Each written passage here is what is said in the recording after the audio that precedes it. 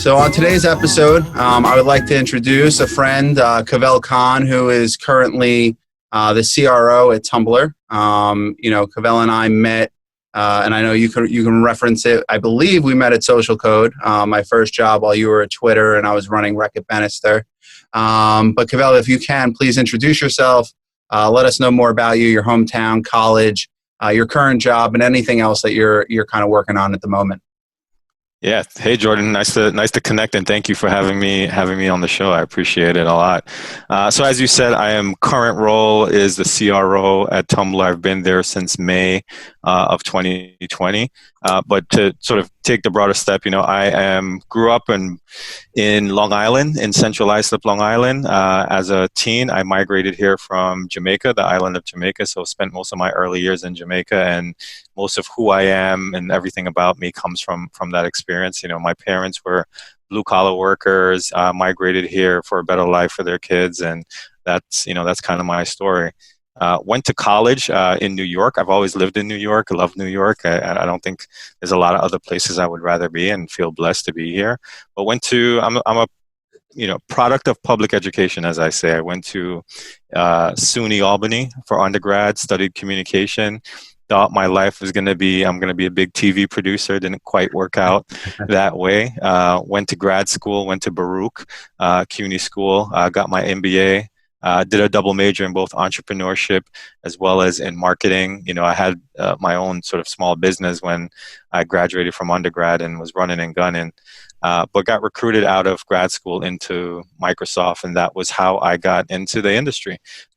Came in back in 2005 when Microsoft decided that they were going to build what's now called Bing. Back then, I think it was MSN Search. It was still being called. Spent about 8 years at Microsoft, loved it, learned a lot there, learned about the industry. It was really life-changing for me. Prior to that, I'd never had any true exposure to corporate America or to marketing, or didn't even know that digital advertising was a thing until I got to grad school. And then spent time at Twitter, and then Vice Media, and now I am over at Tumblr. That's amazing, man. And one thing I just want to chat about right there was how you did the double major, you said, of entrepreneurship and marketing. Yeah. And I feel like back then, when you're, not to say back then and date us, but entrepreneurship has obviously blown up over the last 10 years with the access to tools and just the internet. Was it kind of the same thing back then, or do you think it was kind of like, in my opinion, you're one of the first movers thinking and combining marketing with entrepreneurship? I don't know if it was a thing. I think it was a necessity for me. So when I graduated undergrad, it was in '01, and the internet bubble had just popped, and 9/11 had happened in New York later in the year. It was a really tough time. Like, I couldn't get a job. I had all these prospects going into my senior year, and all these the consultancies, the big four, and I was like, well, I don't know what I want to do with my life, so sure, I'll go do that. And I was in the middle of a few interviews, and then when the economy turned, they all froze, and so I was kind of stuck out in the cold. And I was taking whatever job was available. So my first paying job out of college, believe it or not, I was like a security guard in West Islip or was it not West Islip, in Bay Shore, like watching boats. Like, that was it. That was what I could get. And I was hustling every day trying to get into what was the role called again? I think it was whatever that initial role. I'm forgetting now, is how old I am, in breaking into TV, right? Like, you were like an assistant. It was essentially an assistant role, trying to break a production assistant. That's what it was called. Trying to get a production assistant role, and it wasn't working out. I sent, resumes, and I had interned at ABC, and I had some experience, and I had my degree, but it wasn't working out. So I decided I can't get a job, I'm going to make one. And so after doing some odd jobs, I was doing my quote unquote, what we now call a side hustle, and started, it's lofty to call it a production company, but it was just me passionate about my Jamaican roots and dancehall music, and started making a production, and I had an idea for a TV show, and, hustled for a few years, made some connections, and really started to grow that, and started to make some break out in not just the show, but doing production, in other places with a few clients, with a partner of mine who had a much bigger company. And so in that process, I realized that what was missing from making good content is who's going to see it. And if you're going to get this on TV or get it somewhere, this is before digital was as strong as it is, then you need to understand who it appeals to and have that marketing piece to it. And so grad school was another one of those seeds that I was planting, right? I was like, hey, I'm stuck in the cold. I'm not getting hired. I'm going to apply for grad school and try to see if that works out. I'm going to start my own thing as an entrepreneur and try to see if that works out. And then I'm just going to keep hustling, and I don't want to be in my mom's house forever. So I'm going to just keep going out there and doing odd jobs just to put some money in my pocket. So that's kind of how it came from. Like it was just, I was just a grinder, in those early years. That's awesome, man. And I think, the production piece of it, it's so interesting because I'm sure over your years, especially Twitter, now at Tumblr, you found yourself touching and dealing with content more and more and realizing it's come back into your life. And can you explain a little bit more on how that's kind of made an influence in your job? Obviously, a CRO, you think of sales, you think of numbers, but I'm sure that you also, especially in today's day and age with content and creation, and creative in general, and how important it is to a business.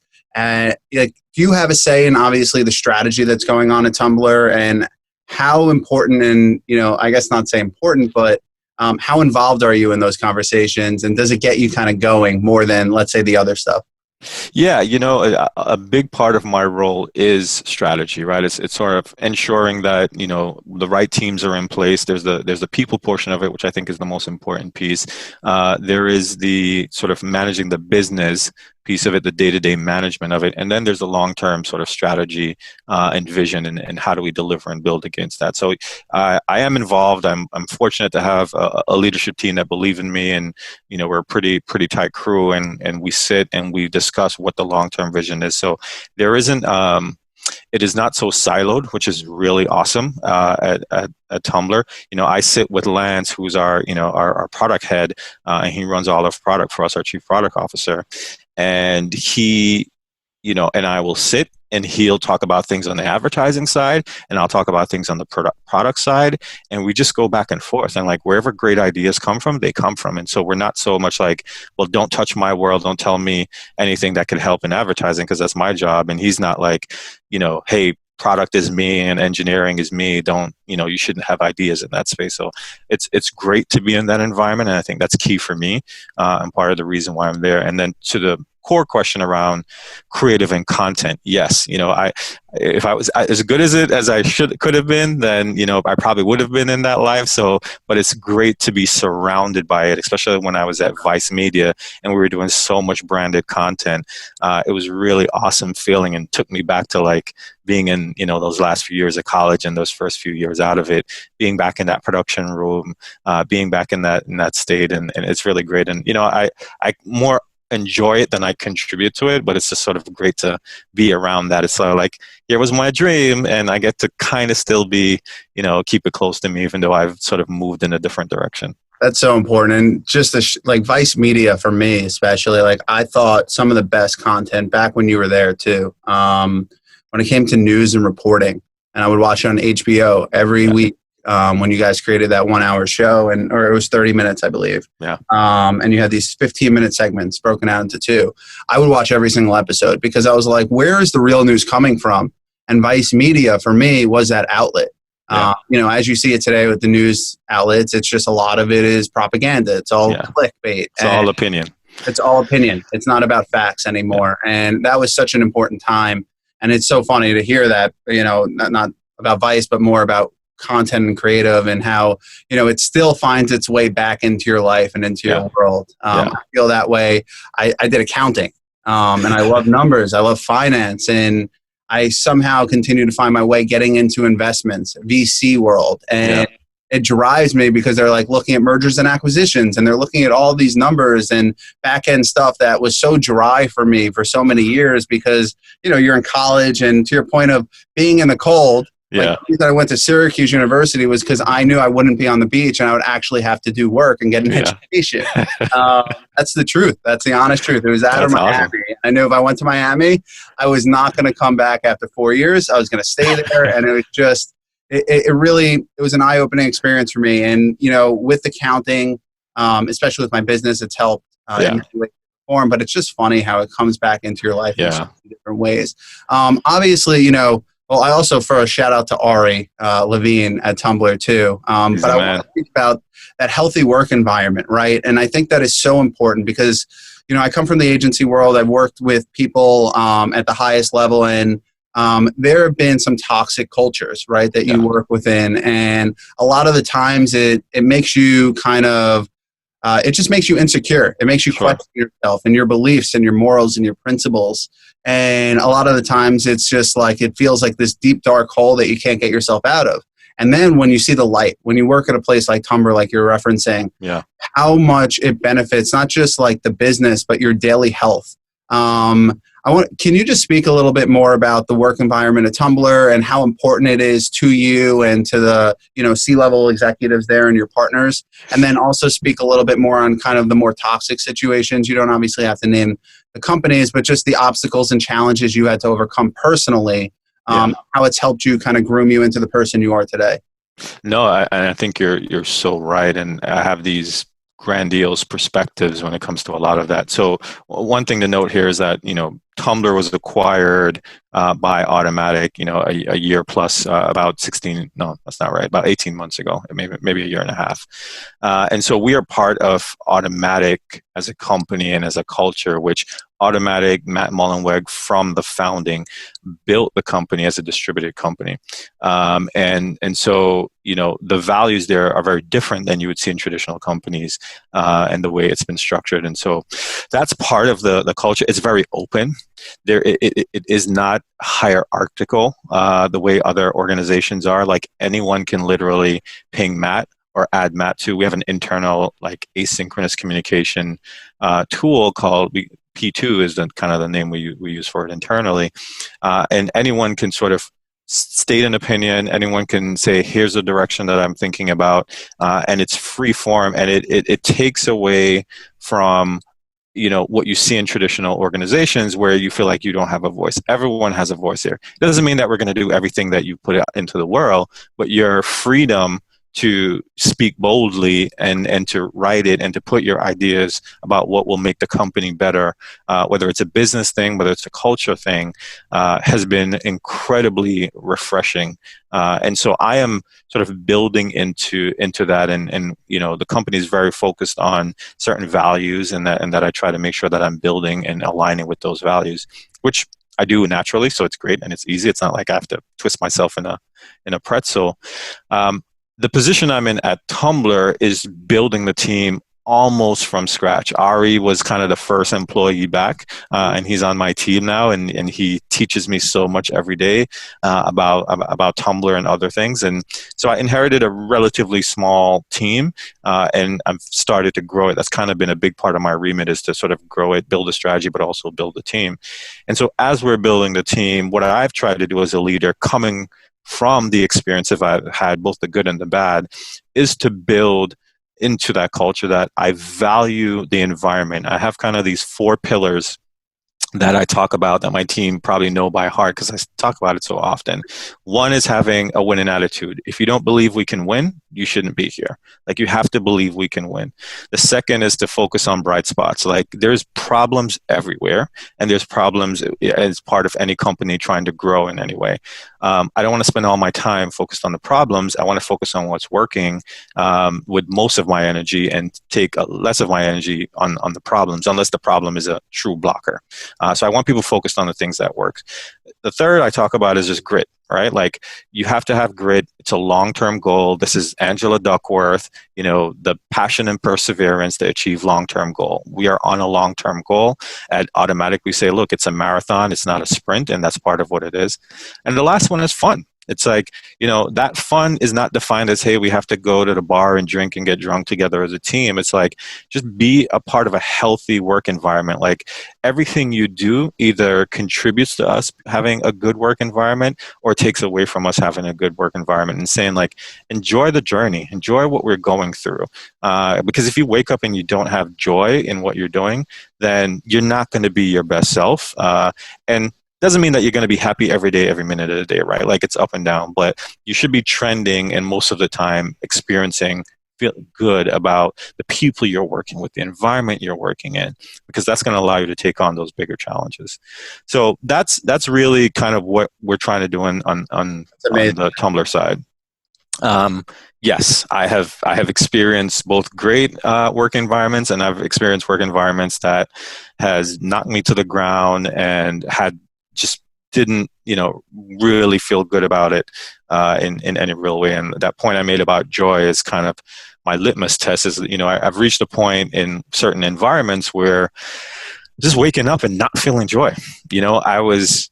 I was working to provide functionally for my family. I spent some years in this industry as I guess a single father or co-parenting, which creates its own set of challenges when you're trying to build a career. And so, had to do what I had to do to take care of my I had one son at the time. I have two now. And so I wasn't loving what I was doing, but I was making good money. I could provide for my son, and that's why I was doing it. And that's not great. I mean, you can only do that for so long before you have to step away. I have to say it. I won't spend a ton of time on it, but also being Black in this industry has created its own set of challenges, as you talked about, in toxic environments where you just see that you were treated different, or like your perspective wasn't valued, or you faced all these negative stereotypes. Early in my career, I remember getting a feedback report, which I will never forget, where the feedback was maybe I should go on one knee when I'm talking to people, like if they're sitting down, because when I stand by their cube, it's intimidating. I'm like, who, like, what? Like that's, and they're like, maybe when you're talking to someone, just like kind of bend down and like go on a knee or something. And then like, on paper? That was what? That was like written on paper, or they just told you that within your review? I can't remember if it was written on paper. I don't want to lie about it. It was very early on in my career in the industry, but it was seared into me. Like I was like, what? And I started doing that for a long time. I was like, anytime I went to someone's cube to ask them a question, I would like bend down on one knee. And it's just like, to me, that was a function of some negative stereotypes about me being a 6'4" Black male who I'm not Mr. Bubbly, right? Like anyone knows me and knows that I'm positive and happy all the time, but I'm not walking around with a big cheese smile on my face also, right? So, had to go through these microaggressions in an environment. And ultimately what as I matured, as I learned, as I read more, as, the mentors, sort of imparted certain things to me, I realized I became more comfortable with who I was. And ultimately, when I say grandiose views, my view is that, look, you don't live to work. Work is meaningful. Work is great. Work has allowed me to pull myself up from the situation I was born in to, being able to do better for my children. But at the same time, it's not life. It's not everything, And so you got to keep that perspective at times, because this industry is so competitive. It has a lot of negativity to it in some of its ways, and it can grind you to the dirt. And you have to always just keep the perspective of like, this isn't everything, and stay grounded. And even when you face those things that come at you, you can't be afraid to walk away from a situation that's just not good for you, because you're not going to be good for that situation also, if that's the mind frame that you're in. And I feel fortunate that I've always been able to make that tough decision when I've been in a bad situation for too long and see that it's not going to change, and just say, you know what, it's time for me to walk away from this. And that's in work and both in life. Cavel, you articulated that so well, man. And I'm sure, as everyone's had their moments, for me, anti-Semitism is one of them in my life, where I've experienced it in work, just being Jewish, where that still drives me. There's fuel to the fire. I joined the ADL. I'm starting my own network of things. But I really hope that person, whoever said that to you, you send them your plaque from you're in the Hall of Fame of advertising. Because it's like that drive, that fire, obviously it's like you don't have to do it spite reasons, but it's more about, I'm sure that was part of the reason that fueled you. It was like, you know what, let me help, because I don't want my kids to go through this. Same thing with my grandfather, my parents, They came from overseas. My grandparents were Jewish, grew up in Brooklyn. My grandmother and my grandfather, they weren't allowed to put on their resumes or, in their applications that they were Jewish because they wouldn't have gotten the jobs. Yeah. And they had to go through that struggle too. Yeah. Yes, like we do have the benefit, of course, of our skin is white. So like presence wise and appearance wise, we can kind of get by. But once people learn that you're actually Jewish, Yeah. it's like takes a complete shift. Yeah.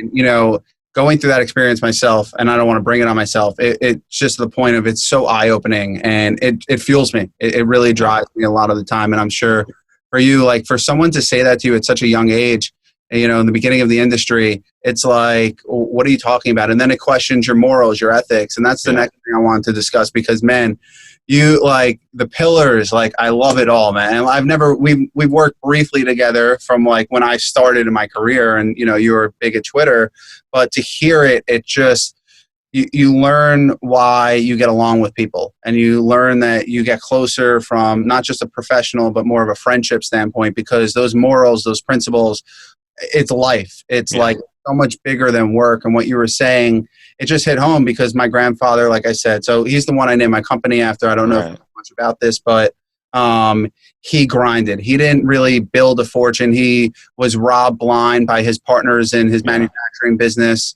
And then next thing you know, he started with literally $10,000 left in the bank account, went into the New York Mercantile Exchange, worked his way up, and literally has taken 25 people to Aruba for 20 years of my life. Yeah. And he worked his way up so that he can provide.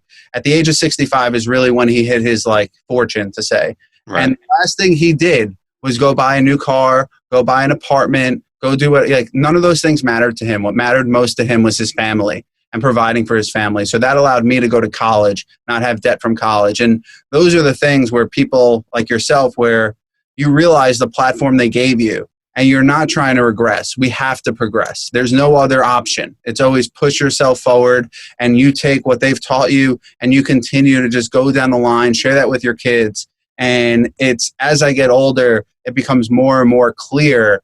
And especially talking to people like yourself who are just super successful and grind. It's all about grit, but understand that that doesn't take away from life and being a good person and doing things the right way. And I think, and I hope the industry, to your point, there are times where it can be completely toxic, whether it's politics and people's views on certain things, whether it's actually like selling something that will help you make money in the short term, but actually hurt the client just because you're money hungry and you really need to keep things running. Yeah.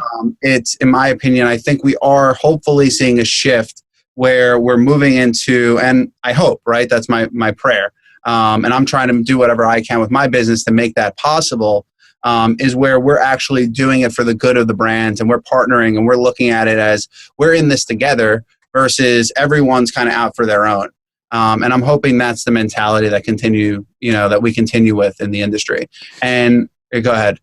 No, you touch on so many great things there, from sort of industry things that we're doing to where our values come from, that I completely align with, and you literally take the words right out of my mouth. Part of the reason why I'm here at Tumblr and why this role was so exciting for me, and it's a journey I'm on. It's really not a job, is because of those values that you talk about to improve the industry. This is the first time in my career I'm in the position where I am the decision maker, right? Like obviously I have a CEO and Matt Mullenweg as our owner, who I still have to be accountable to, but they've given me enough latitude, at least within the world that I'm operating, to, build an organization that we all can be proud of, and everyone who's building it with us, and it's my teams are who I'm grateful for, the people who have said yes to joining and being on this journey, when every one of them could be easily at the top at any top companies, and most of them have decided this is what they want to do next. And so the industry, as you said, has so much that still continues to be reformed. And I personally think that we're all guilty at some point in our careers of contributing to some of the toxicity, contributing to the industry not being better. I don't think any of us are completely like saints and out of it. Maybe a few. There are actually a few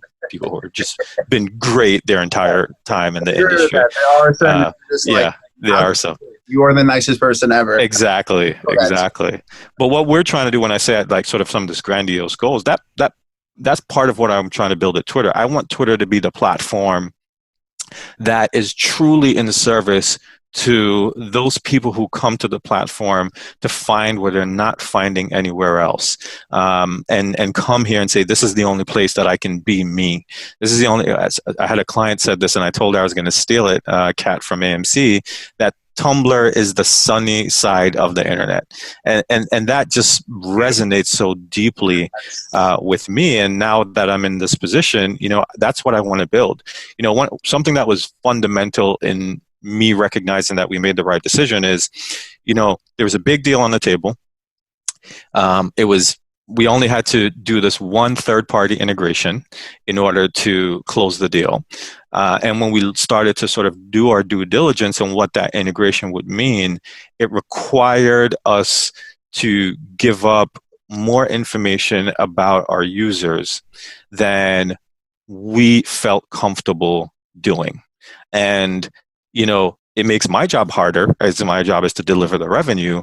However, it was refreshing to see a business decision made that was not just about maximizing revenue, but thinking about the long-term value to our, people who come to the platform, our consumers, and making a decision to say, no, we're not actually going to do this. We're not comfortable with this, and we're going to have to go find the money somewhere else. And so I've signed up for a harder job. I wouldn't say easily, but there are ways that I know of that I can ramp up revenue quickly, but it's not how we want to build.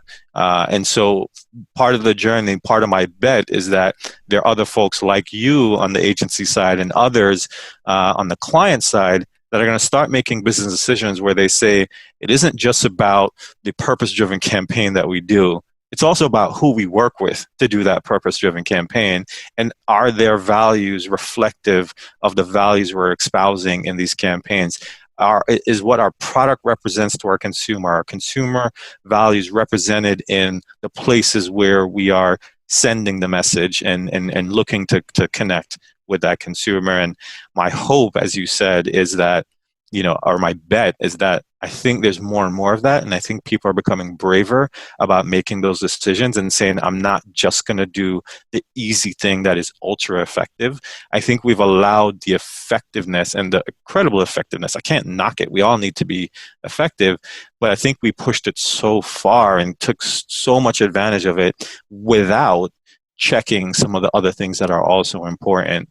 And it has created some monsters that now we're all saying, well, maybe we need to turn this back. And it's kind of hard when you already have you're plugged in there. You can't just, come back so easily from it. I know a lot of people that do a lot of things in the industry and they go home feeling icky about it. Right. They're like, and like, I don't want to feel that. It's really, and there are a couple of points I want to talk on. First, leaving money on the table. And being a young business owner, that has been one of my learning experiences over the last year and a half. I had a really large client last year that put me in a position where I had security and I'm able to do podcasts. I'm able to spend my time doing things that I want to do. But what came from it was a very toxic culture. And working with that person was every day I kind of had PTSD of like, what is next? What is the next problem? What is the next thing they're going to complain about? Right. And I realized after, our contract ended, what's the point? There's no benefit to this. The money was great, but again, I did this so that I can make a difference and I can change. And then to talk about how you said you're the decision maker now, I understood, and the reason I left the agency world and started my own business was because I realized in order for me to get to that level where I can make decisions, it would have taken years. Yeah. Years. And I knew that in order to make change or make a difference, I had to put it on me. I knew that I couldn't make that happen within these agencies or within these walls or parameters that, they had. I could work my butt off, not, all hours of the day, but that would hurt my family and the life that I'm trying to build. And I always draw a line in the middle of the sand when it comes to business and it comes to family. That will forever be there. And I also think that people should be able to do that, and it shouldn't be frowned upon. In the world, a lot of places, it is frowned upon. You It should be is. working there till 9 o'clock, and those are the people that get those promotions. And that piece hit home with me right there, where it's like, that's really the main reason I left and started my own thing, was because I knew in order to shift this industry, and listen, at the end of the day, I'm not that big, I hope to be bigger, but I Right. hope that people can hear my voice, and the younger people of my age that have built these agencies, helped build these platforms, and Yeah. have been in them, built these tools, understand that like you can do this too. You can go Yeah. out on your own. And that's why I'm doing this podcast. And it's Yeah. because I don't think there are many people our age, my age, having that conversation. They listen to the Garys of the world, who I love, Gary Yeah. Vaynerchuk. You listen to all these other podcasts, and it sounds great. It really does, but you can't relate. You're at a different level, a different time True. in your life. And I think when you're able to resonate with someone and they're going through it with you, to your point of like earlier, my favorite J. Cole line is "There's beauty in the struggle." Yeah. And I was just watching Kobe Muse this morning, and I always tear up from it. And Yeah. and I watch it like whenever it's on Showtime, I'm getting the chills. I always watch it because it Yeah. puts my life back in perspective. Right. That man is gone. And Yeah. like, he was the greatest thing in sports. He was so intellectual. He was such an athlete, but he showed that he loved basketball so much that he was going to work so hard at it. And if you're able to love what you do, Right. it's not work, Yeah. and to the point where you're coming into your job, it's freedom, because you don't have to work within an environment where you feel like you're always being looked at or, viewed because of your race. It's more about who you are and what you're actually putting into the world and the good Right. energy that you're putting out there. Of course, you're doing great work and accountable, but that comes from all of your years of experience. But it's hard to say, like, it's hard to shift and to manage people and to change the dynamic, especially of social media. There's so much darkness in social. Yeah. Facebook just bullied Australia the other day. Like, these platforms have so much power, and people are always like they're private entities, but they have so much information, so much data. And again, I literally round of applause because of the fact of you not selling that data and you being able to push back, because there are so many companies today that are not doing that. And I saw that at a young age at, the companies I worked at Social Sure. Code, where we were in these tools, we were in these systems, and we saw that we can leverage any sort of data we ever wanted on people to run advertisements. And I knew there was going to be a point where there was going to be pushback. Yeah. And it was going to have these moments that we're seeing today. But that just came from money-hungry people that really, at the end of the day, wanted to just grab as quickly as they can, but didn't realize the monster they were building and the consequences that can come at a later date. That's the one point where I disagree with you. I think they did know what they were building. I just think it didn't matter. I Right. think it went into the background. I think money is the root of all evil, as they said. And believe me, I'm about people building wealth. So don't get me wrong. I think money has allowed me to do a lot of things for my family. So I'm not dissing money, but I think you have to have, like, to your point about values, you have to have some values that balance you out to make sure you don't go all the way over the deep end because of the money and what it can do. Because it's hard, man. Like, the perspective I have is that, like, one of my core values is try as much as possible to look through someone else's eye. And as much as it sounds like I may be doing some criticism here and there, the reality is I know amazing people in every one of these companies who want to see the companies go in a better place. And they have constant moments in their career and in the company where they have to make this choice. And depending who their boss is it's is this the issue that I'm going to go hard and stand up on, or is this the one where I say, you know what, I'll find another way to hopefully fix this internally, because I can't risk whatever life situation is happening that you still need to provide for. And that we're not all, most of us aren't in a position, I'm definitely not in a position where I can just stand up on my morals every day, all day, 24/7. And that's why I'm like, there's none of us are saints. We all have to make compromises, because everyone has a goal. Everyone has a dream. For the most of us, as you talked about, families at the core of it. We're trying to provide for our families. We want some sense of financial security. We want to enjoy life a bit. And so we're working as hard as we can with the tools and the situations that we have in front of us to try to get to that place. And if that's the common ground, then one of the worst things about the history, which is of the industry, which is this complete eradication and the loss of trust because of a few bad apples that have been in the industry. it makes it twice as hard for everyone, for brand, for agency, for publisher, for everyone in the ecosystem to do the things that I would guess most of us want to do and that are good and have best intentions. I don't think most of us are out here trying to grind and kill and stab people in the back just to be successful. That hasn't been my experience, and I've worked at multiple companies for 15 years. So, but unfortunately, the loss of trust in our industry doesn't allow us to sit and really have some open conversations and build. And not enough people, because of, I can say from a sales perspective, right? I put a quota on a salesperson and say, this is what you need to deliver consistently every quarter.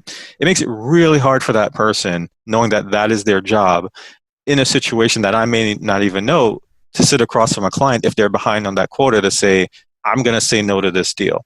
Or I'm going to say to this client, you know what?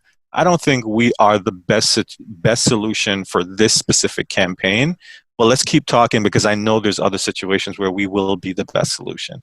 Like, that honesty is hard when you have these pressures of money on you. And so I always try to say, try to understand it from other folks' perspective. Try to just look at it through their eyes and maybe find the common ground that way. Because otherwise, I think we have what we have because of some of not people just saying, I got to go get mine, and not thinking about who else are, whether it's partner, adversary, you name it. Not adversary, but competitor. That's a wrong term. And just pushing in that way. So I so much of what you're saying is true. And, you know, I really hope that there's so much more people who are smarter than me, more articulate, better, and they are pushing for a better industry, because we have such an impact on the world. Every message that we put into the world shapes so many young folks, shapes older folks, shapes everyone into what they actually believe, even if they realize it or not. If you're sitting around looking at certain images that are consistent around different people, different gender, you name it, you don't realize how much of that you're absorbing and how much of it you're reflecting and responding to. That is what we like to call unconscious bias. You know, that is, and we are responsible for that. The dollars that brands spend, most of content is, a significant amount of it is paid for by the billions in advertising dollars that take place. And content, storytelling, is what drives a significant amount of society. So where they choose to spend those dollars, and the stories that they surround, and the stories that they tell in their own advertising, shapes how we all think. You know, it shapes the music that's created, the movies, like the TV, everything. And that's what influences all of us. Like, when you talk about my values, it is as much because of my family, and I'm so blessed to have the parents and the extended family that I have that put those struggle values in me, but other values. But also music influenced me, right? Like, there are songs growing up in Jamaica, especially, you know, Jamaica is heavily influenced by Rastafarianism and Bob Marley and all these other folks, that are still lines and songs that I use today that remind me to stay grounded, that remind me of what I need to do with this one life that I have, and that it's not worth it sometimes being in a toxic environment. It's not worth it to just go for the money. There's like a song in Jamaica that says, you know, he who seeks of only vanity with no love for humanity will fade away. And I remember that all the time. Like, don't ever be so vain and going after what you want to do that you lose sense of humanity and Yep. being a good human. So it's really, like, a lot of what you're saying just resonates really well with me. I couldn't agree more, man. And you're answering some of the questions I'm about to ask, and I think it's just all natural flow. But I wanted to, you know, the last thing on the Facebook piece is, I think it comes from emptiness that these people had in their life, of, you know, not having the security and the foundational, you know, friends and things like that, where the money took it over, right? Like the power, the ego trips of we're going to get, and that kind of filled that little hole. But what realistically, you can't fill that hole. That hole's missing. I feel that sometimes with the loss of my dad at a young age. Like, I'm always trying to, you know, have people make them proud of me, of what I'm trying to accomplish. But what I'm really just striving for is that my dad was proud of me. Yeah. And it's one of those things that I have internally. Right. I need to kind of step back and say, I'm doing well. Like, he's proud of me, whatever I'm doing. What I'm trying to obtain is not something that really is of substance. And I think that the money aspect of it, right, that's kind of like, over here, yes, money is great. It can help you get things that you never had before. It can help your kids with college education. But when it steps in when you cross that line of morals and principles, like you're mentioning, I couldn't agree more. And it's a hard place. But I wanted to, you hit on it a little bit about your parents and the core values and the principles that they've instilled in you. But just want to, if you wouldn't mind, speak a little bit more about the foundational setting, about Jamaica, the shift of coming to America and how that kind of changed you, your perspective. And back to your point of your parents, siblings of yours who, in my opinion, I spoke to David Meltzer about this on one of my podcasts where, you have yes people, right? And when you get to a certain level, everyone's just yes, yes, yes, because they want a piece. They want a part. But the people who you want to hold closest are the no people, because those are the people that keep you grounded. Those are the people that keep you humbled. For me, that's my older brother. That's my mom, right? Who will always, at the end of the day, like, that's great. That's really cool what you did, but no. Like, don't lose your mind. Like, don't do this. This is not a good place to go. Right. It makes me rethink my perspective. So if you wouldn't mind just touching a little bit more on your foundational setting, and then maybe even touching a little bit more on some role models in your life or mentors who have instilled those values too, not just your parents. Yeah, no, great question. And you're right. I think I said it before. Like my core starting point are my father and my mother. And as I said, like my parents are blue collar. In Jamaica, where my foundation was built, my mom was a teacher. My dad didn't have like a lot of education, but built for himself. He was a tailor, which is not even a job you see anymore. And it's not like he was making fancy suits for rich people. He was making modest clothes for people with modest means, and then flipped that into like a bar, right? And it wasn't like, hey, again, it sounds fancy, but it really wasn't. It was just enough to maintain and put me through, into school and all that good stuff. So I have what I refer to as like struggle sort of values, because growing up in the environment of Jamaica in the 80s and early 90s, that's a lot of what I saw was people struggling to get by who had modest means, my family included. I lived not just with my mom, but I also lived with an aunt who recently passed away. She was a nurse, and she, growing up with her, what I saw was, people in the community coming to her who didn't have enough money to go to the doctor would show up at her house and say, hey, I'm having this sickness or this ailment, and her spending, what should be her family time, helping those folks. And so one of the biggest values that I try to live by, and I don't hit it, no one hits it 100% all the time, is just my life is not just about me. My life is also about the impact that I can have on others. And even that 1% role that you can play in helping someone on their journey is far more fulfilling, to me at least, than many of the other things that I'm able to do for myself personally. And so I've tried as much as possible throughout my career to do that. Especially now I'm on this other side of my career where weird feeling of people connected with me on LinkedIn and comment saying, hey, I would love for you to mentor me. And I'm like, who, me? Like, what? I'm like, oh crap, I'm at that place now. I'm that person. All right, I'm getting old. Okay. But it's great because it's my opportunity to give back, because so much has been given to me, I feel like. And like, yes, I've had some real struggles, but I think my blessings has outweighed my struggle that I've had throughout life and throughout career. But Jamaica instilled in me this thing where it's like, yes, there is struggle. You can have happiness in that struggle, and it's all about your lens and your perspective. It's all about how you choose to look at what you're going through. And you can look at it and say, this is the end of the world. But as Bob Marley said, everyone thinks their struggle is the heaviest or their burden is the heaviest. And it's like, that's true, but it probably isn't, right? Like, if you were to reflect on my life, to your point about the transition, when I came here as a young teen into junior high and high school, I thought it was this amazing upgrade. I'm like, wait, I get on a school bus and I get to sit down on the bus and it takes me directly to school. Whereas in Jamaica, I was traveling from Sav-la-Mar to Montego Bay, which is about, an hour and a half bus ride, standing up, cramped in just to go get to school. And it was like such an upgrade to be on a comfortable yellow bus. Meanwhile, people were like, throwing jabs at being on a yellow school bus, right? Even at being in school, just the infrastructure that was there in the United States was such a upgrade from what we had in Jamaica, because Jamaica just didn't have the type of economy that could support that. So those things kind of, when I transitioned, I've continued to, remember my foundation and what I came from, and remember the environment and the poverty that surrounded me in Jamaica. And we weren't poor, but we weren't poor by I would say any means. We were like, I would say, lower middle class, but did pretty well. As I said, my mom was a teacher. She was able to, put roof over our head as my dad was, and we could take care of ourselves, but we weren't living high on the hog at the same time. And when my mom came here, she became a nurse. And so I've always had this value in me of people who their work is about service to others. This is something I was just, not to cut you off because I want you to talk about it, yeah. but I continue to realize my connection to certain people, because my mother was a teacher, my aunts were all teachers, my brother's a teacher.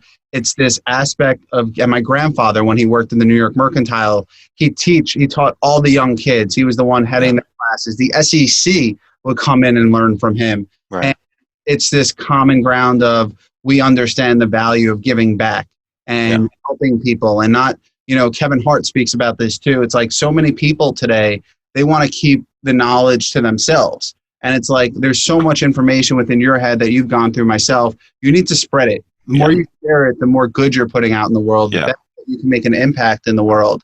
I wanted to just mention that. Yeah, agreed. Your mother's a caregiver, and then you said nurse. I'm just like, that makes so much sense. You already know who that person is. Right.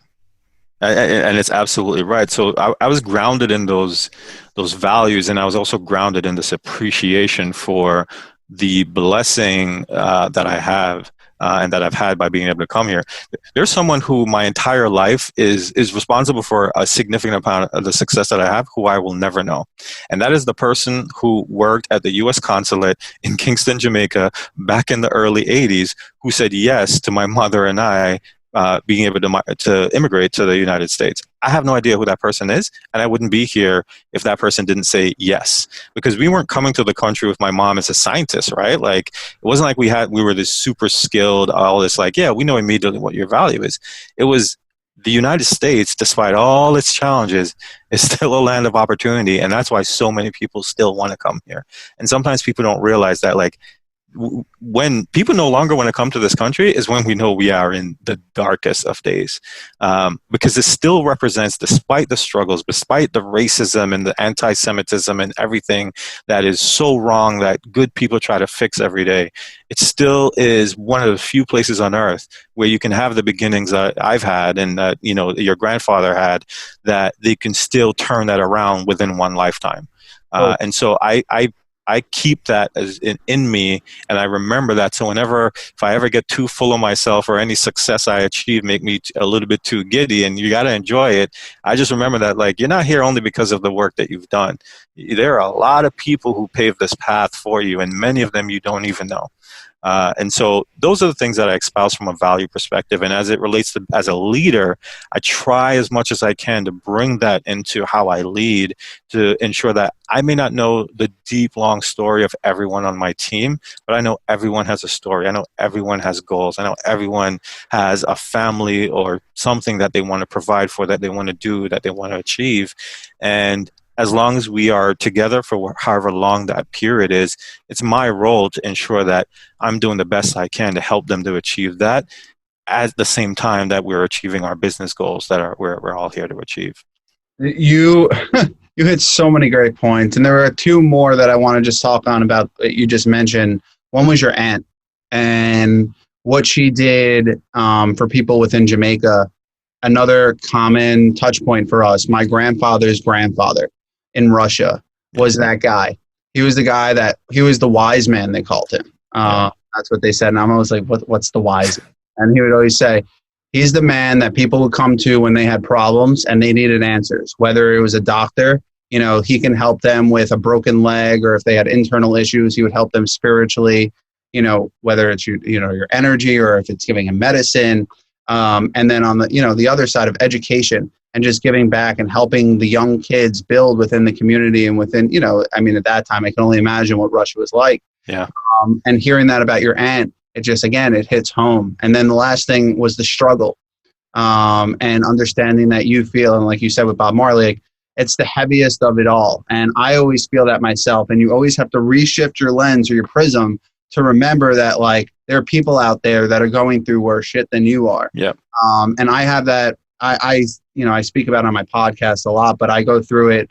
I work with a mental coach now, and the reason being is because I always feel that heaviness of having to buy a house, right? And the process of that, having kids, the process of building my business, trying to shift the world, fight anti-Semitism. There are so many things that are so heavy to me, and so many like powerful things that I'm trying to just conquer the world in a day, but it doesn't work like that. It takes time. You got to build the blocks, and you got to understand that. And being able to shift your prism, like you said, it just allows you to enjoy the process versus kind of trying to obtain something that doesn't even exist. Yeah. So talking to someone going through that is so valuable. And, I couldn't agree more with everything literally that you're saying. And the last topic I want to just touch on, Cavel, is work-life balance. Before you jump, can I just mention one thing?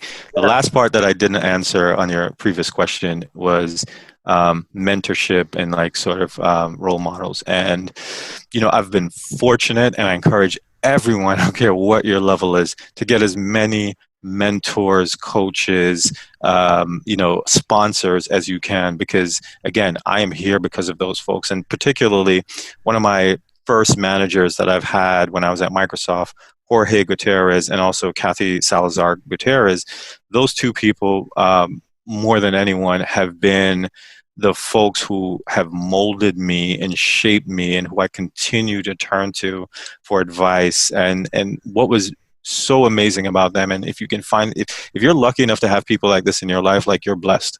You are blessed for life, and you should be happy.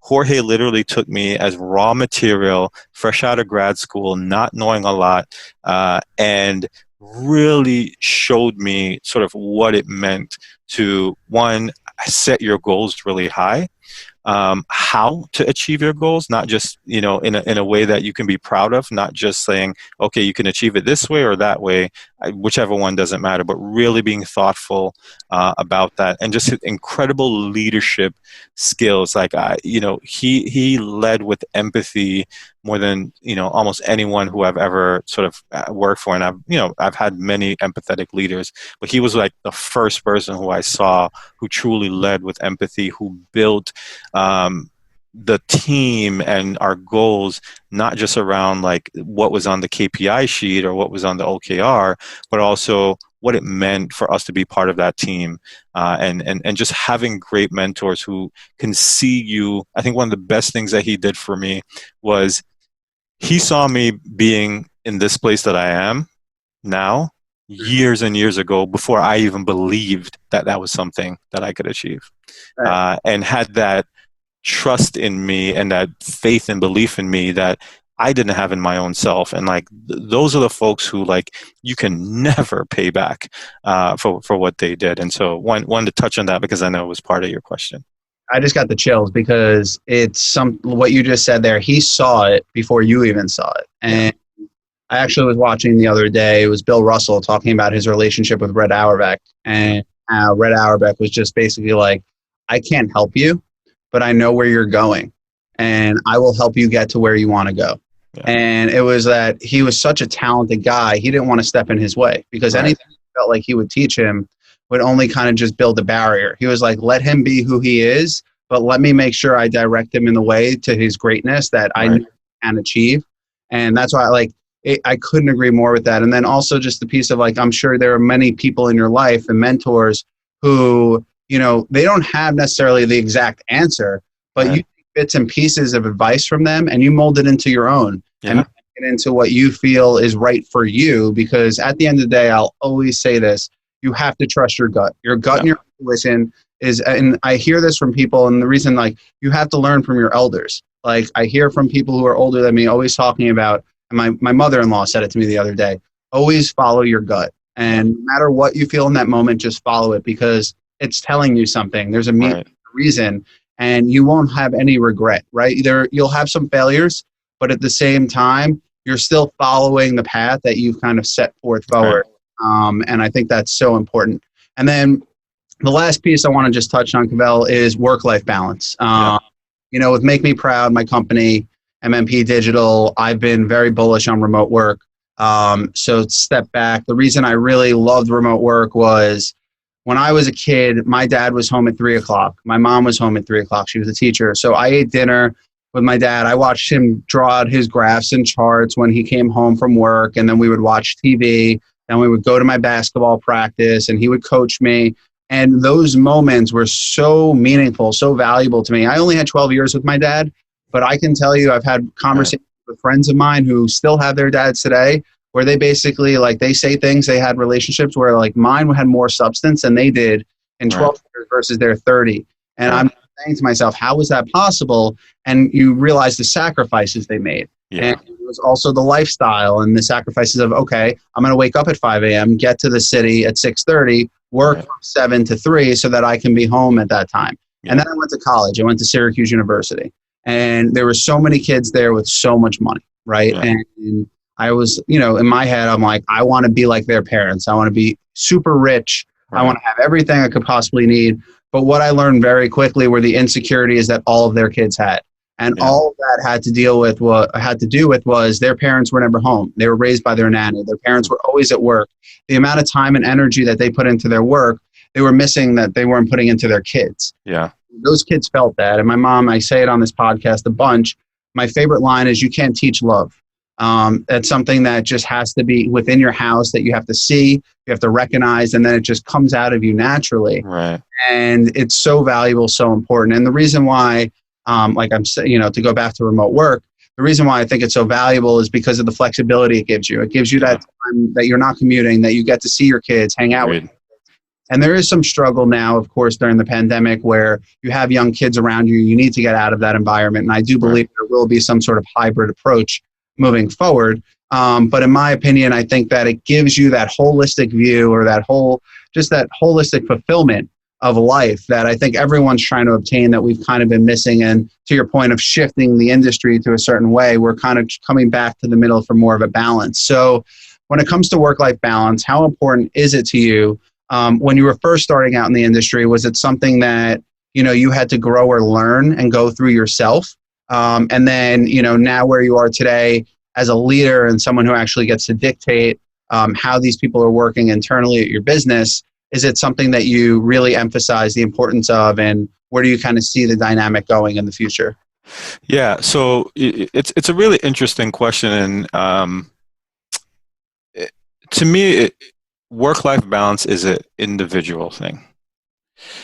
It's, for some folks, if you are happy and truly getting joy from grinding however many hours you choose to grind, and that is what you want to do, no one should tell you that that's a bad thing, right? Like you should do that if that's what you choose to do. And the complications of, you mentioned the kids at Syracuse with money, and again, taking the lens of trying to look through that parent's eye and saying, I don't think they were grinding at work and missing out on their kid's life because it's what they wanted to do ideally. But I think the pressures of just our systems that we have in place, dictated that they had to go do that to provide for their kids what they thought was the best, give them a top-notch education, be able to pay for school, never to have them have financial struggle. Believe me, there's a lot of struggles in this world, but the one, like, financial struggle is probably, the money problems is the problem that you see more around the world that limit people's ability to have joy. And it's because it's become the necessity of living.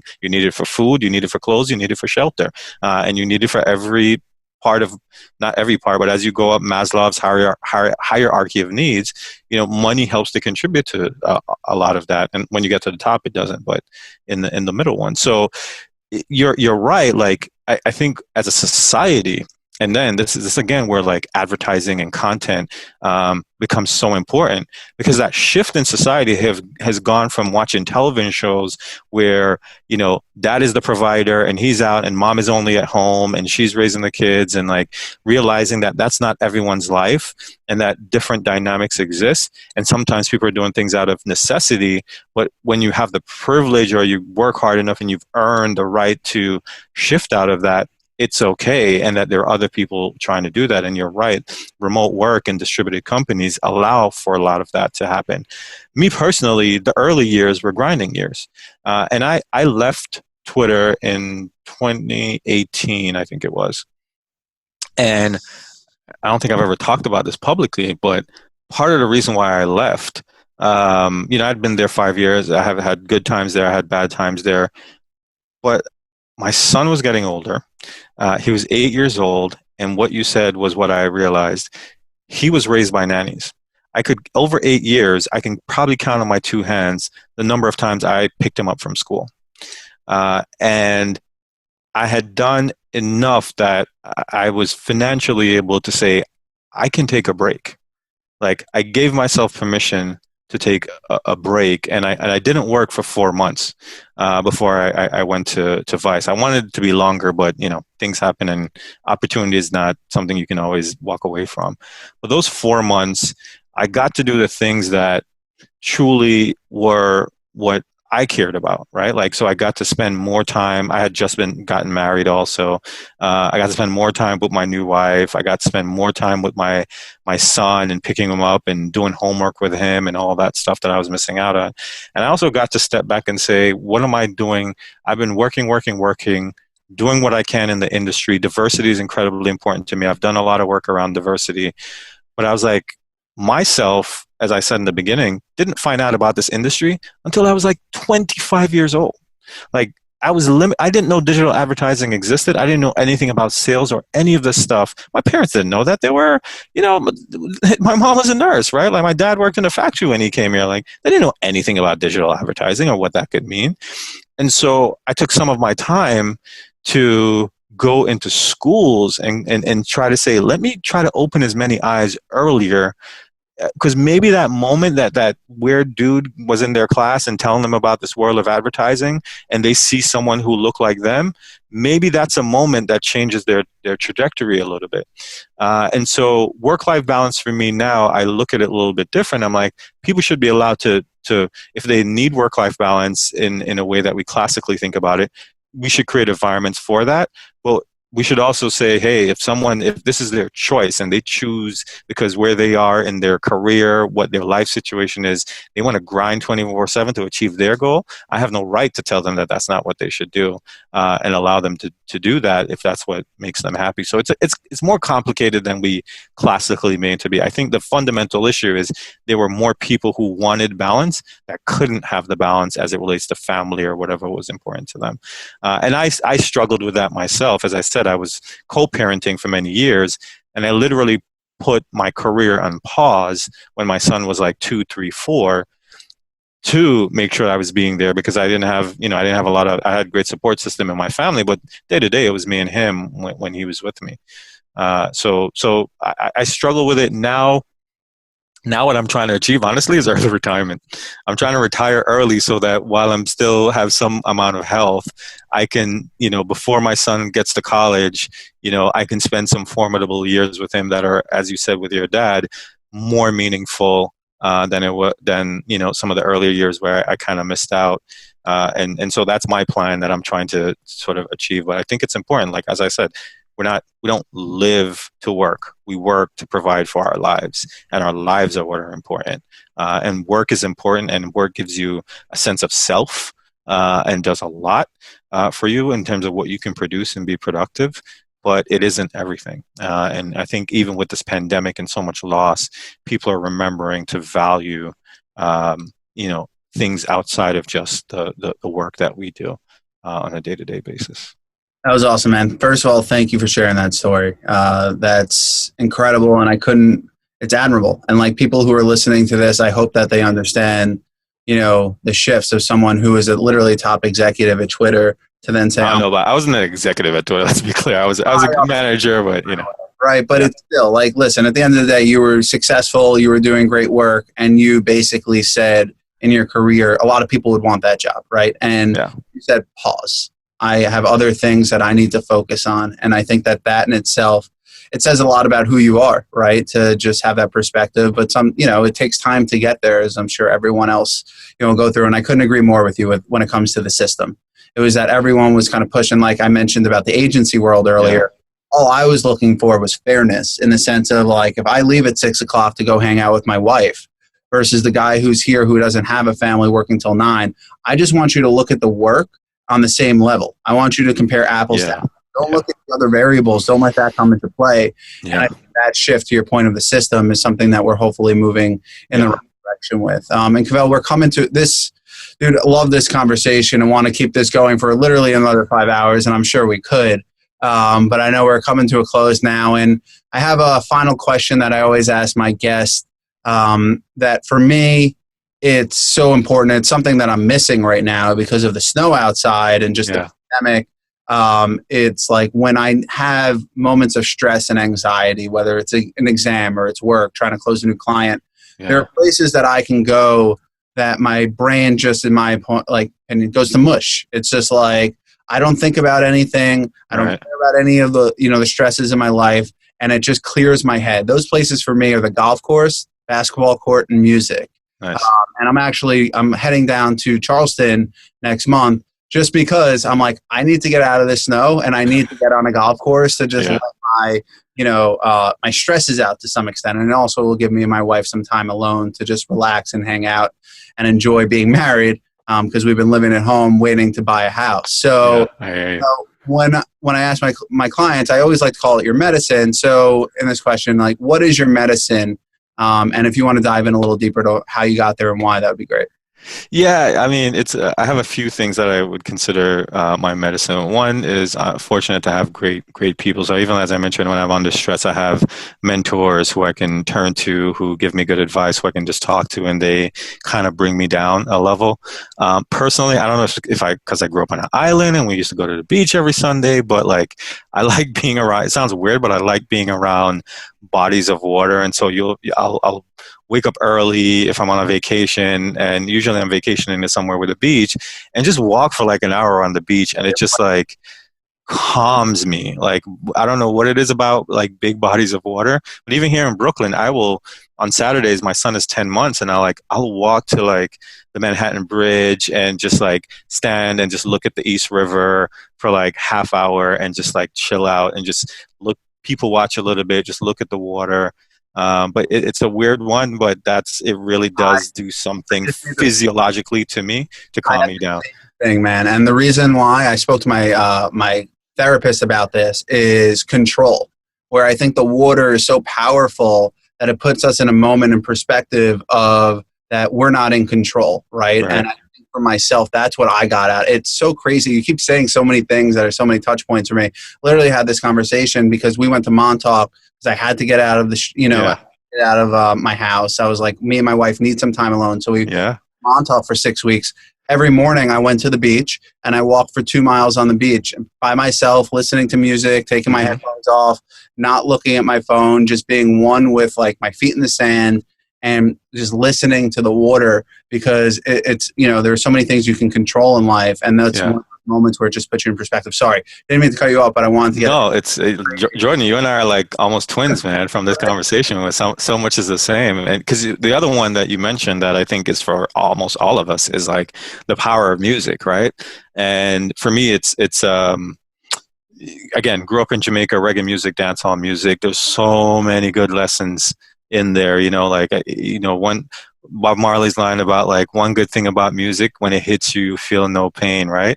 When I'm like in a situation where I feel like the haters are coming at me and negativity is coming at me, I listen to like some Jimmy Cliff. The harder they come, the harder they fall, one and all, and it gives me that strength in my spine to be like, you know what?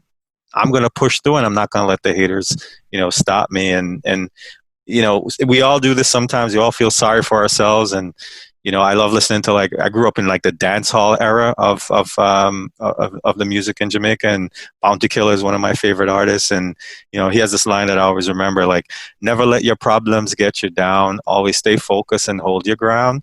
And it's like these are the songs that I listen to when I'm in the stress mode as the medicine.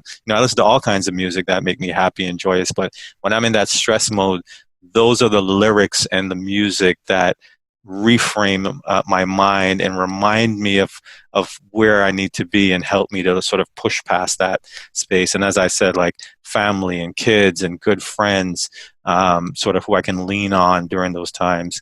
Those are my medicines. Those are my medicines during that time. And I'm the same, like I said earlier with J. Cole, there are certain lines that you just remember. And for me, J. Cole, I watched him start from the beginning, where he was literally on a stage at Union College in Schenectady, New York.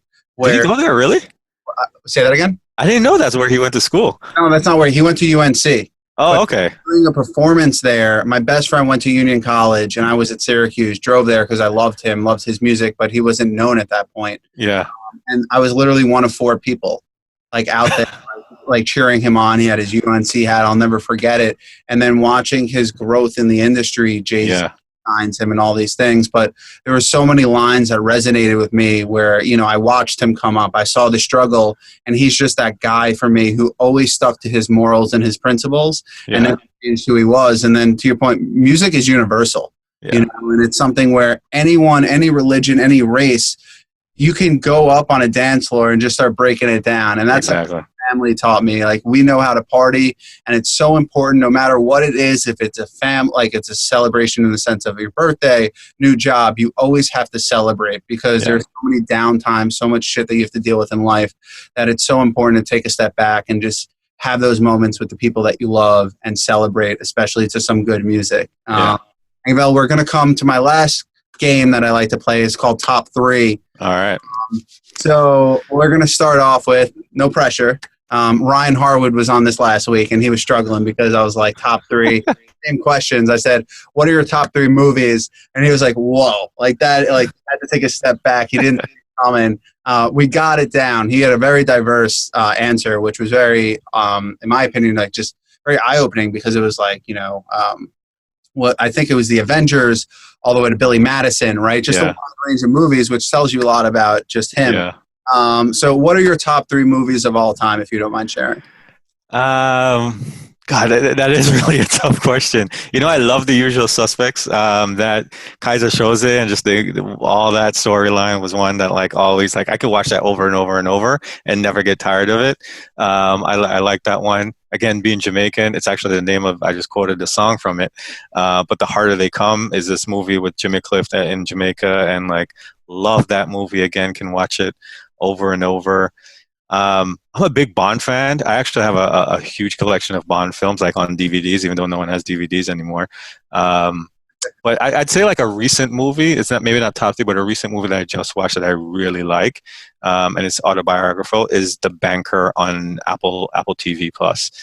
Really great story about these guys who in California were real estate developers and what they went through, and like I don't know, I sat and watched that one, and I left with a good feeling watching that movie. I needed that. Now I'm writing that down. That's me and my wife are always on Netflix, like trying to figure out, like, tell me what can I watch, and we're always just going 45 minutes an hour, and then we're just like, do this, and we put back on cable. The Banker, that's great. And the next one is, what are the top 3 apps that you're currently using at the moment?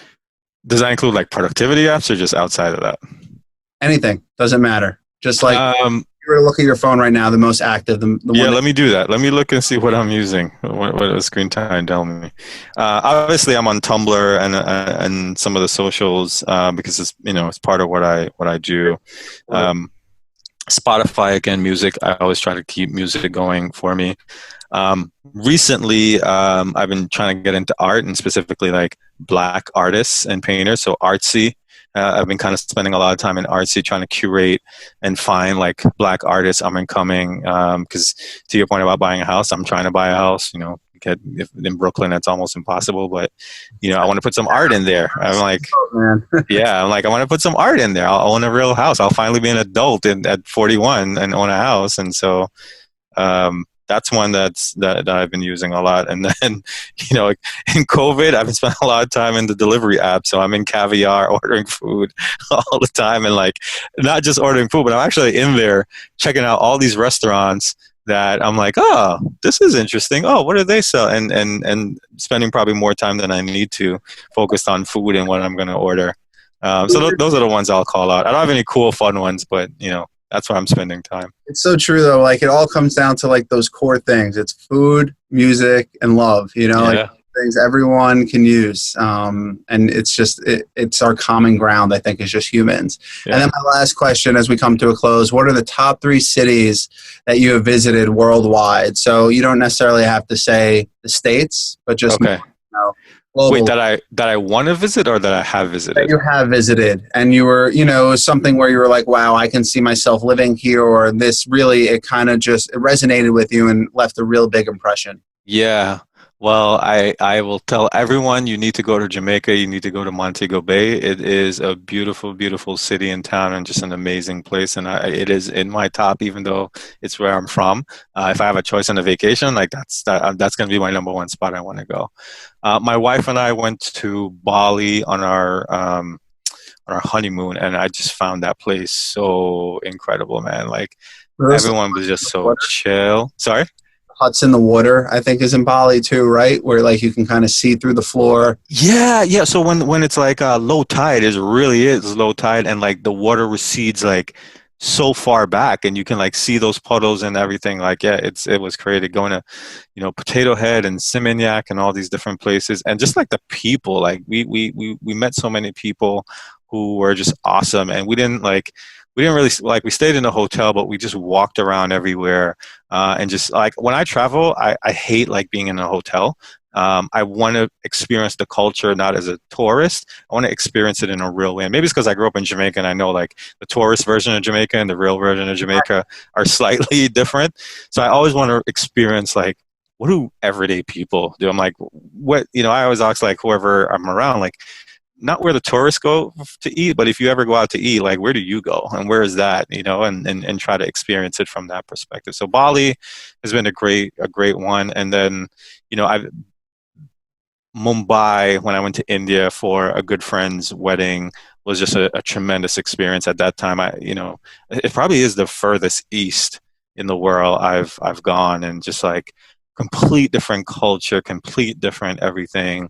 Was there with good friends for a wedding, but also just like, wow, what a city, man. What is so different than anything that you've ever seen in the Western Hemisphere, and how people live. It makes you appreciate what you have, but also just experiencing a different culture and foods. And I'm vegetarian, so like I went crazy about all the food that I can eat in India, because most of it was vegetarian, and just the sights, sounds, everything was the first time for me, and like just a wonderful, wonderful city that I love and would love to go back. That's awesome, man. Well, we are done here. I know we were thinking it would be a little shorter, but obviously there's just so much common ground and so many things that we can talk about. Yeah, you're going to have to do a lot of editing, Jordan. I'm paying someone to do that, but I'm going to have to walk through it all. There's not going to be much editing, because I think this was really just real and raw. And that's what I really want my audience to see is, you as a person, right? Obviously they can see you as a LinkedIn profile. They can see you on Clubhouse or on Tumblr's website, but understanding that you are a human being and the things that you go through, because I hope that inspires them. I hope it inspires them to understand that we all have these struggles. We all go through these things.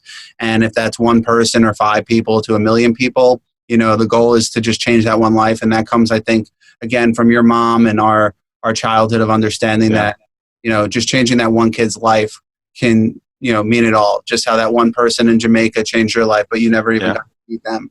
It's so valuable. But I can't thank you enough, Cavel, for sharing all this insight. Looking forward to continuing building this friendship, this relationship, and continuing our combos. And we'll meet up soon as this all settles down. Would love to meet up in the city. Yeah, thanks, Jordan. Thanks for having me, and love that you're creating this platform for people to just like share their stories, man. It's awesome.